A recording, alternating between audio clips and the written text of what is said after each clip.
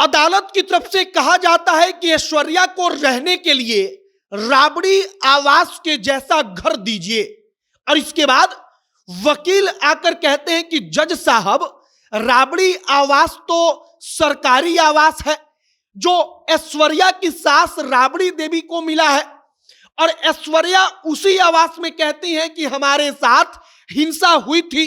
और इसके बाद जज साहब कहते हैं कि वैसा ही मकान ऐश्वर्या को रहने के लिए मुहैया करवाइए, और उसका किराया, बिजली का बिल, पानी का बिल सब कुछ तेज प्रताप यादव उठाएंगे। और इसके बाद दैनिक भास्कर अपनी रिपोर्ट में क्या लिखता है, पढ़िए। दैनिक भास्कर ने लिखा है कि फैमिली कोर्ट का लालू के बेटे तेज प्रताप यादव को आदेश, उन्हें राबड़ी जैसा घर दें। लेकिन सबसे महत्वपूर्ण बात कि कोर्ट ने माना ऐश्वर्या के साथ घरेलू हिंसा हुई।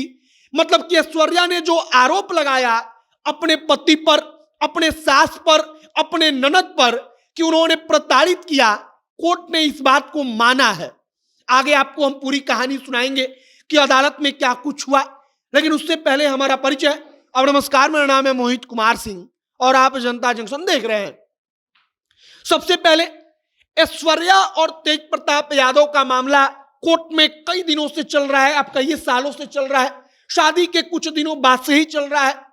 अब ऐश्वर्या और तेज प्रताप यादव के मामले में अदालत में सुनवाई होती है, तो वहां पर अदालत आदेश देता है प्रोटेक्शन ऑर्डर का।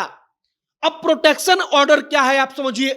प्रोटेक्शन ऑर्डर देने का मतलब कि राबड़ी देवी के आवास में या तेज प्रताप यादव और ऐश्वर्या कहीं भी एक छत के नीचे एक मकान में नहीं रह रहे हैं, लेकिन इसके बावजूद अगर ऐश्वर्या परेशान होती है, अगर ऐश्वर्या प्रताड़ित होती है, मानसिक रूप से प्रताड़ित होती है, तो सारा का सारा आरोप लगेगा तेज प्रताप यादव पर।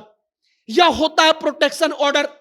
अब प्रोटेक्शन ऑर्डर के बाद अदालत ने कहा कि राबड़ी आवास में ऐश्वर्या रहती थी, शादी के बाद राबड़ी आवास जैसा मकान दीजिए, घर दीजिए, और घर का किराया, उसके बिजली का बिल, उसके पानी का बिल सब कुछ तेज प्रताप यादव उठाएंगे, ऐश्वर्या नहीं उठाएंगी।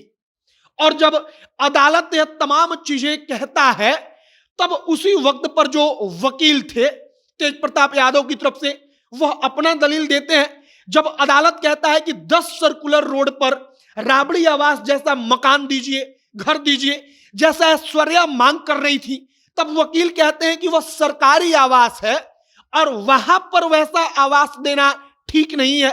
इसके बाद अदालत कहता है कि ठीक है, आप 10 सर्कुलर रोड नहीं बल्कि कहीं और ऐश्वर्या को वैसा ही घर दीजिए, और उस घर का सारा खर्च तेज प्रताप यादव उठाएंगे। अब प्रोटेक्शन ऑर्डर जारी हुआ। कोर्ट ने यह भी माना कि ऐश्वर्या के साथ प्रताड़ना हुई है, वहां पर उनको प्रताड़ित किया गया। और ऐश्वर्या जो आरोप लगाती है, वो आरोप लगाती है कि उनकी ननद मीसा भारती, उनकी सास पूर्व मुख्यमंत्री राबड़ी देवी और उनके पति तेज प्रताप यादव, तीनों लोगों ने मिलकर हमारे साथ प्रताड़ना किया, हमको प्रताड़ित किया, और हमने वह सब कुछ झेला। और प्रताड़ना कैसा, तो शारीरिक और मानसिक दोनों तरह से प्रताड़ना। फिलहाल अदालत ने महत्वपूर्ण आदेश दिया है, प्रोटेक्शन ऑर्डर जारी किया है, राबड़ी आवास के जैसा वीवीआईपी कहिए घर देने का ऑर्डर दिया है, और अदालत ने कहा है कि 1 महीने के अंदर आप इस आदेश को पूरा करेंगे, और 1 महीने बाद हम देखेंगे कि आपने वैसा मकान, वैसा घर अपनी पत्नी को दिया है या नहीं दिया है। इसके बाद अदालत में और सुनवाई होगी।